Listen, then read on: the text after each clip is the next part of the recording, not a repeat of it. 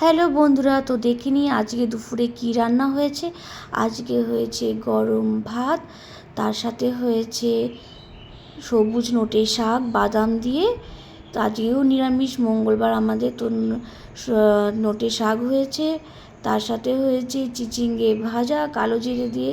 এটা কিন্তু আমার অতটা ভালো লাগে না, কিন্তু হয়েছে, এখন খেতে হবে। তারপর হচ্ছে বাঁধাকপি মটরশুঁটি দিয়ে হয়েছে।